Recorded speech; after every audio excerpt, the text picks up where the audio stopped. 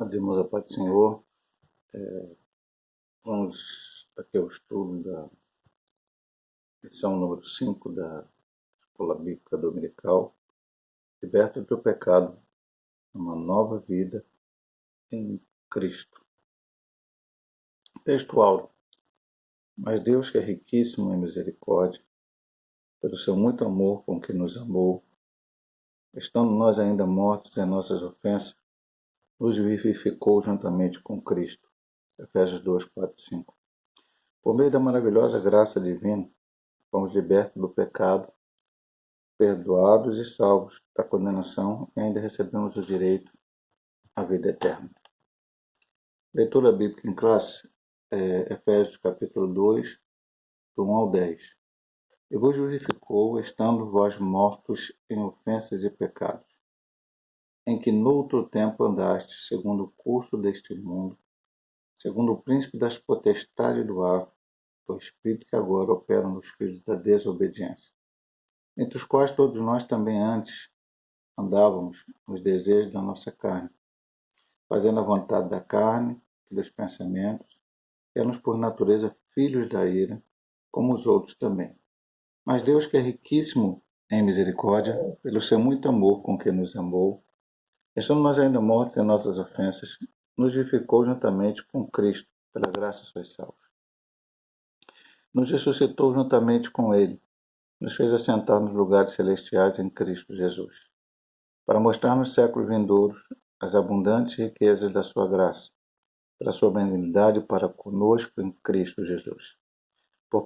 Porque pela graça sois salvos, por meio da fé. Isso não vem de vós, é dom de Deus. Não vem das obras para que ninguém se glorie, porque somos feitura sua, criados em Cristo Jesus, para as boas obras, as quais Deus preparou para que andássemos nelas. O objetivo geral do autor da lição é revelar que a graça salvadora de Cristo nos garante a vida eterna. Então vamos começar aqui com a introdução. A presente seção da Epístola dos Efésios apresenta relevantes aspectos doutrinários da salvação. No capítulo 2, versículo 1 a 10. Nela o apóstolo descreve a libertação dos pecados como um favor imerecido dado por Deus aos salvos, a fim de que eles desfrutassem de uma nova vida em Cristo. Na introdução, eu destaco a descrição do apóstolo, onde ele descreveu a libertação dos pecados como um favor imerecido. Essa é uma das partes principais da lição de hoje e talvez até mesmo do estudo total da carta aos Efésios. Ponto 1. A antiga natureza morta em ofensas e pecados. No início da epístola, o apóstolo Paulo lembra que antes da regeneração estávamos mortos em ofensas e pecados. Éramos, por natureza, filhos da ira. Ou seja, antes de sermos gerados de novo em Cristo Jesus, regenerados. Jesus disse lá para Nicodemos: é necessário nascer de novo, é necessário nascer da água e do Espírito. Nossa condição anterior. E vos vivificou, estando vós mortos em ofensas e pecados, diz o primeiro versículo. E aí ele vai usar alguns termos gregos aqui, que vai nos elucidar o que o autor quis dizer nesses versículos. A palavra ofensa, do grego paraptoma, tem um sentido de passo em falso de forma deliberada.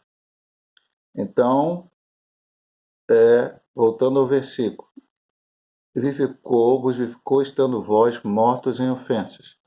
Se a gente fosse ler literalmente, vos vivificou, estando vós mortos em passos em falso, dados de forma deliberada. O termo pecado é amartia, o qual descreve como aquele que erra o alvo.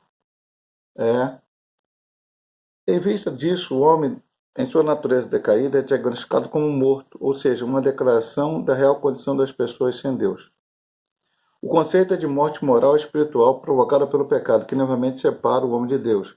Isaías 59:2 diz que as nossas transgressões fazem separação entre vós e o vosso Deus. A qual um corpo inerte, a natureza pecaminosa, impede o homem de ouvir e obedecer à voz de Deus. Quem assim vive está morto enquanto vive. Deliberadamente, o homem resolve, então, não cumprir a vontade de Deus. Deliberadamente, o homem resolve fazer a sua própria vontade. E aí ele dá o passo em falso. Depois o homem resolve, ou não entende, e erra o alvo, o pecado. Está morto. Morto fisicamente? Não. Fisicamente ele está vivo, né? Está conversando, está falando, está fazendo todas as suas atividades normais de vida, como qualquer ser humano faz. Mas espiritualmente está morto. Porque nós não somente viemos de um Criador que criou todas as coisas, inclusive a nós mesmos, mas é vital a nossa ligação com Ele. Se nós estamos desligados dele, é como ele diz no final aqui, é como um corpo inerte, porque a natureza pecaminosa impede o homem de ouvir e obedecer à voz de Deus. Se quem me criou quer me orientar, quer me mostrar o caminho, quer dizer para mim o que é certo, isso ele faz através da sua palavra, ele faz através da maneira como ele quiser, me ensinando a verdade.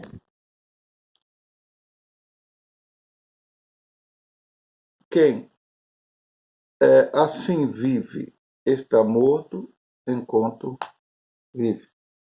A pessoa está vivendo, mas está morto, porque não aceitou o que Deus falou e ensinou. Ponto 2 diz, nossas ofensas e pecados. A má conduta em que noutro tempo andastes é descrita por Paulo em meio de uma metáfora no ato de andar. Refere às atitudes erradas adotadas na vida passada do salvo antes da regeneração. Então, usa a metáfora de andar para mostrar como era a nossa vida antes de se tornarmos novas criaturas em Cristo Jesus. Primeira parte, andaste segundo o curso deste mundo. Os costumes eram praticados conforme o sistema mudando da época, tais como imoralidade, furto, mentira. Uma constatação de que o salvo não deve tomar forma do mundo, relativizar o pecado e muito menos ajustar a maneira de ver seu tempo. Romanos 2:2. Não vos conformeis com este mundo, mas transformados pela renovação do vosso entendimento. Então, meu amado irmão,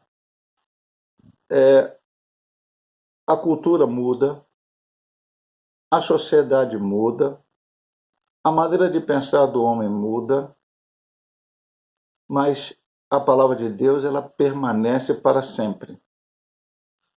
Outrora andaste segundo o curso deste mundo. A pessoa não conhece a Jesus, ele vai fazer o que a sociedade diz que é certo. Por exemplo, ele se deu 10 exemplos aqui.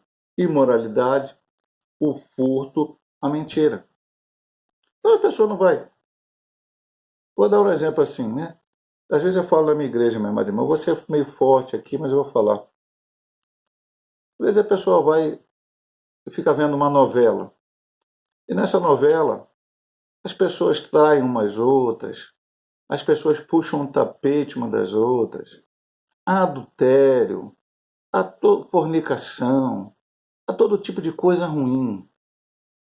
Mas a pessoa fica presa ali olhando aquilo como se aquilo fosse uma coisa normal. Quem não tem Cristo andaste como o curso desse mundo. O mundo é assim.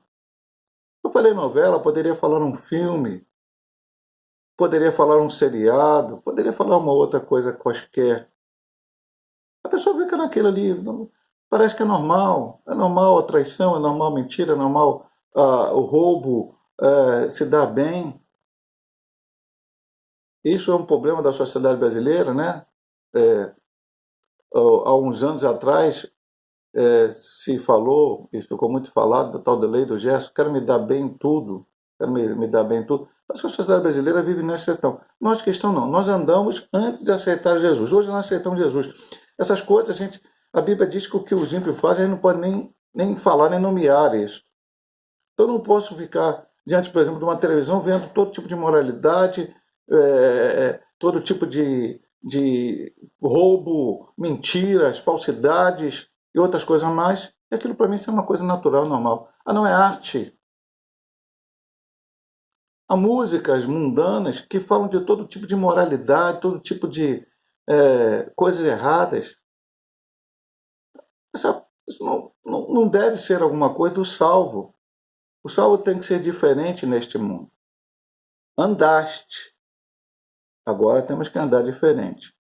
Vamos ao ponto seguinte. Andaste segundo o príncipe das potestades do ar. Uma alusão que ele faz a Satanás, que exerce autoridade sobre o poder do mal. Indica que os agentes malignos têm a capacidade de influenciar os homens desobedientes e incrédulos. Mais adiante na carta, Paulo alerta que a nossa luta é contra os seres do mal. Capítulo 6, nós vamos chegar lá no finalzinho, né? A nossa luta não é contra a carne e contra o sangue, mas principados e potestades que habitam em lugares celestiais. Quando necessário temer, pois Deus exaltou Cristo acima de todos eles. Estudamos na lição passada. Cristo está acima de todos os poderes. Ao diabo, eu tenho medo do diabo. Não tenho medo do diabo. Quando você andou lá, antes de Jesus conhecer ele, o diabo tinha poder sobre a sua vida. Mas hoje quem tem poder sobre a sua vida, porque você é um remido lavado no sangue do Cordeiro, é o Senhor Jesus Cristo. Antes você andou assim. Agora você anda sobre a palavra de Deus. Andando fazendo a vontade da carne e seus pensamentos. Refere-se à inclinação para fazer o mal, algo inerente à natureza humana. Herdamos o pecado de Adão. Então, inerentemente a nós, está o pecado em nossa vida e temos a tendência a fazer o mal quando não temos Cristo nos nossos corações. Estão incluídos aqui os pensamentos pervertidos, prática de todo desejo desordenado da carne, como resultado eram os filhos da ira. Isto é, condenado e desprovido do favor divino. Paulo sublinha que esta era a nossa condição. Entretanto, aprova o Pai nos eleger e nos predestinar para filhos da adoção. Éramos assim porque não conhecíamos a Cristo. Quando conhecemos a Cristo, a Bíblia diz, se alguém está em Cristo, Paulo diz isso lá na segunda carta aos Coríntios, capítulo 5, versículo 17. Se alguém está em Cristo, nova criatura é. As coisas velhas passaram e eis que tudo se fez novo. Então, andávamos dessa maneira, antes de Cristo, né? A metáfora que Paulo usa neste ponto. Andaste segundo o curso deste mundo, o que a sociedade diz que tem que fazer, e você fazia copiando o que os outros faziam. Andaste segundo o príncipe da potestade do ar, porque o diabo influencia as pessoas que não têm a Cristo Jesus. E andaste fazendo a vontade da carne dos seus pensamentos, porque é o pecado que está em nós e faz-nos errar. Isso era antes de Cristo Jesus.